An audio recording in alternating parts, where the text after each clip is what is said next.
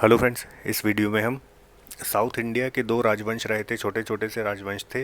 एक चालुक्य रहा था जिसे पूर्वी चालुक्यास बोलते थे। देखिए, मेन हमारे थे पश्चिमी चालुक्यास, उसकी एक अलग क्लास पड़ी हुई है।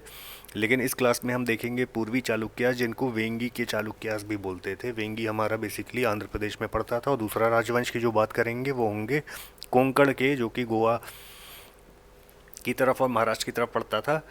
कोंकण के शिलाहार वंश एक पड़ता था। ठीक, इनके कुछ पॉइंट इंपॉर्टेंट है, इसलिए इनको हम डिस्कस करेंगे। तो ये शुरू करते हैं। देखिए, हमने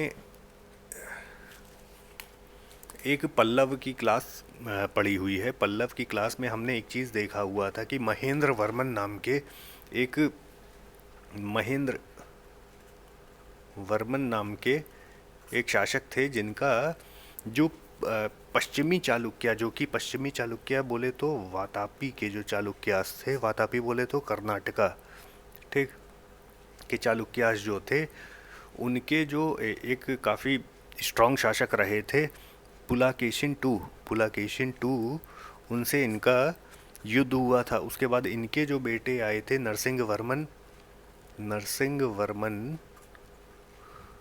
प्रथम, उन्होंने पुलाकेशिन द्वितीय को हराया था और मार दिया था। ये तो देखिए बात हो रही है यहाँ पे पश्चिमी चालुक्यास की, वेस्टर्न चालुक्यास की, या फिर वातापी के चालुक्यास जिनको बोलते हैं। ठीक, देखिए जो पुलाकेशिन द्वितीय था, ये अपने मतलब कर्नाटक का या वातापी का सम्राट कैसे बना? क्योंकि देखिए, इनसे पहले एक इन्हीं के राजवंश में बोले तो पश्चिम के ये थे पश्चिमी चालुक्य एक राजा थे पुलाकेशिन द्वितीय से पहले, मंगलेश, जो कि पुलाकेशिन टू के संबंध में चाचा लगते थे। तो इन्होंने राजवंश को अपने हाथ में रखा था। जब पुलाकेशिन द्वितीय को राजवंश में आना होता है तो वो मंगलेश अपने चाचा की हत्या कर देते हैं।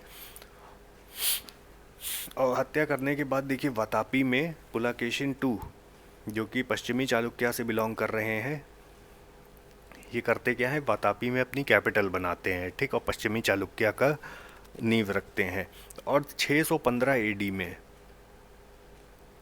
ध्यान रखिएगा 615 एडी में, क्योंकि पुलाकेशिन टू जो थे, इनका समय काल था हमारा, ध्यान रखिएगा, 608 से लेके 642 एडी तक। ठीक, तो 615 एडी में जब ये 608 609 एडी तक संस्थापना कर लेते हैं अपने पश्चिमी चालुक्य के राजधानी की, तो 615 एडी के आसपास इनका एक भाई होता है पुलाकेशिन द्वितीय का। ये सब पॉइंट बड़ा ध्यान रखिएगा, स्टेटमेंट वाइज कुछ भी पूछा जा सकता है।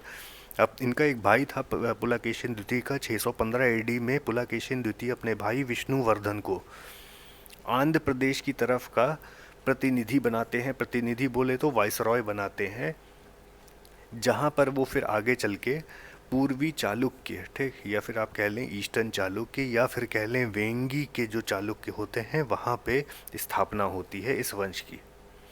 देखिए, यही कुछ इंपॉर्टेंट पॉइंट हैं इसके।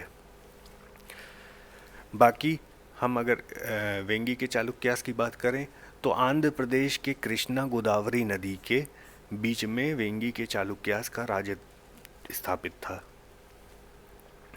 बाकी देखिए, विष्णुवर्धन, जो कि हमारे पुलाकेशिन द्वितीय के भाई हैं, इनको हाथ में दिया गया क्या, वेंगी। इन्होंने संस्थापना करी वेंगी के चालुक्यास की, 18 वर्ष तक रूल किया। फिर ऐसा कोई बहुत महत्वपूर्ण काम नहीं किया। फिर ऐसे ही करते करते अंतिम शासक हमारे कौन बनता है? देखिए, यहाँ पे जो जो इम्पोर्टेंट पॉइंट है सिर्फ वही लिखा हुआ है, ज़बरदस्ती का पूरे रूल को नहीं डिस्क्राइब किया हुआ है।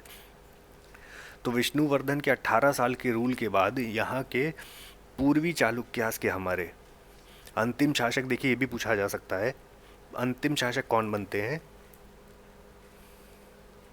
एक सेकेंड। अंतिम शासक हमारे कौन बनते हैं विष्णुवर्धन के बाद? विजयादित्यम, ध्यान रखिएगा नाम, विजयादित्यम सप्तम। विजयादित्यम सप्तम हमारे पूर्वी चालुक्यास के अंतिम शासक बनते हैं। और अंततः ये होता है कि जो पूर्वी चालुक्यास होते हैं, ये पूरा वेंगी जो जिला होता है, हाथ धो बैठते हैं किनको? चोलास को, और चोलास अधिग्रहण कर लेते हैं साउथ इंडिया में। देखिए ये हमारी कुछ बात थी किससे रिलेटेड, पूर्वी चालुक्य से रिलेटेड। दूसरा हमने बोला था कि हम देखते हैं कोंकण के शिलाहार वंश को। तो देखिए शिलाहार वंश के बारे में भी कुछ ही छोटी छोटी सी बात होंगी, जैसे कि शिलाहार लोग स्वयं को राजा जिमूतवाहन का वंशज मानते थे। देखिए स्टेटमेंट वाइज में ऐसे क्वेश्चन आ जाते हैं कि मेडाइवल पीरियड के शिलाहार वंश के बारे में कौन सा स्टेटमेंट सही है, कौन सा गलत है। तो ध्यान रखिएगा, जो शिलाहार वंश के लोग थे इसमें राजा जिमूतवाहन के, ये इनका मानना होता था कि ये राजा जिमूतवाहन के वंशज हैं। ये लोग क्षत्रिय होते थे। शिलाहार वंश के जो कोंकण के लोग थे ये क्षत्रिय होते थे। ध्यान रखिएगा 1115 एडी से लेकर मीन्स 45 साल के लिए अपरार्क नाम का राजा होता है, वो कोंकण का शिलाहार राजा बनता है। यही देखिए कुछ हमारे इंपॉर्टेंट पॉइंट है, इसको ध्यान रखिएगा। शिलाहार वंश का एक राजा अपरार्क, इसका नाम पूछा जा सकता है। ये कहाँ, कोंकण का हमारा शिलाहार राजा बनता है। बाकी लास्ट पॉइंट देखिए हमारा क्या लिखा हुआ है, पहले शिलाहारों की राजधानी गोवा थी, बाद में खरे पतन हुई। तो देखिए ये इंपॉर्टेंट पॉइंट है कि शिलाहार वंश की राजधानी हमारी क्या थी, गोवा थी, क्योंकि हम उसे कोंकण का शिलाहार वंश बोल रहे थे। तो पहले राजधानी इसको गोवा रखी गई, बाद में खरे पतन करी गई। ये थे हमारे दोनों राजवंश, छोटे छोटे से थे, और ये जो जो इम्पोर्टेंट पॉइंट थे सारे डिस्कस कर लिए गए हैं। Thank you.